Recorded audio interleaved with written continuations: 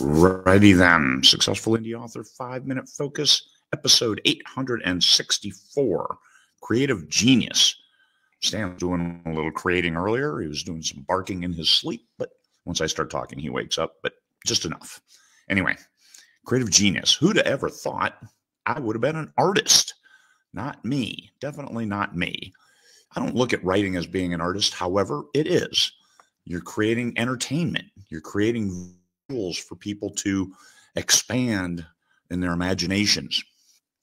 It's artistry. Creative genius. I think that we all have the spark of creative genius inside of us. What do you do with it? Are you getting it out there for others to share with others through visual arts, through crafts, through any kind of medium where somebody else gets to see what you've seen? And what you've seen, you explore it in a different way. Easy enough. So how do you nurture that spark? You capture it. Make sure you get it down. As authors, get those words down. Take notes. I've got this super cool, well, it's updating, Apple Watch with the voice memo right on the main screen there. I can tap it and record an idea. I can use my phone to record an idea. I can use a notebook to handwrite an idea. Those are all ways you can capture that spark so it get away from you. You take it and then you turn it into a bonfire. You take that spark and now you make a whole book out of it. Yes, there's a lot of pedestrian work writing a book, but it still starts with that creative spark, that creative genius. And don't let the naysayers hold you back. Oh, you're just a daydreamer. How many people heard that when they were young, when they were a kid? Stop daydreaming and get to work. Now, hopefully that's not your boss like today. But anyway, daydreaming. That's right. That's the creative genius. That's where the spark comes from. Capture it, explore it, expound upon it, turn it into a full-length book, turn it into a short story, turn it into something that you can then share with others.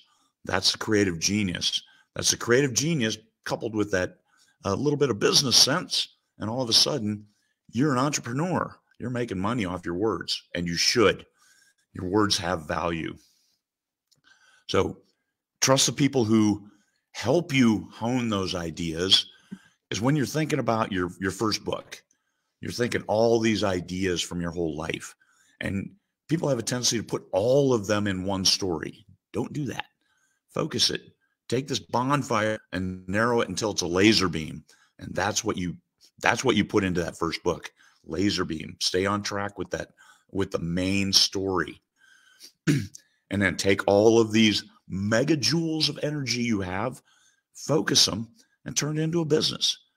Even if you like your day job, you're fine. You're not going to leave it because you've got health insurance. You've got a lot of safety nets that you need in your life to reduce the stress of just living day to day. But then you've got these stories too, and add that revenue to your family income, and all of a sudden life is pretty good. Because you know what? Today's society, you need money to live, and more is better when you do it right. Share your creativity with others. Explore your creative genius. Turn that spark into a bonfire, into a laser beam, and help yourself. All right. Peace, fellow humans.